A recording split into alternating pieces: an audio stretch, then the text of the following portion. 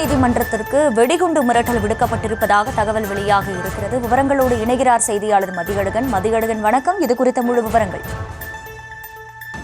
சென்னை உயர்நீதிமன்றத்திற்கு இன்று மாலை 5 மணி அளவில் வெடிகுண்டு மிரட்டல் விடுக்கப்பட்டதாக தற்போது தகவல்கள் வெளியாகி இருக்கின்றன.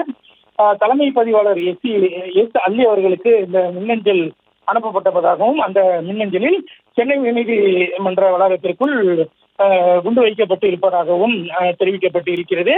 மேலும் சென்னை உயர்நீதிமன்றம் மட்டுமல்லாமல் சென்னை உயர்நீதிமன்ற வளாகத்திலேயே இருக்கக்கூடிய சிபிஐ நீதிமன்ற வளாகத்திலும் வெடிகுண்டு வைக்கப்பட்டிருப்பதாக அந்த மின்னஞ்சலில் குறிப்பிடப்பட்டிருந்தது. இதனை அடுத்து அதாவது வெடிகுண்டு நிபுணர்கள் சென்னை உயர்நீதிமன்ற வளாகத்தை சுற்றி வளைத்து அங்கு சோதனையில் ஈடுபட்டு இருக்கிறார்கள். அதாவது மோப்ப நாய்களினுடைய உதவியுடன் இந்த வெடிகுண்டு சோதனையானது நடைபெற்று வருகிறது.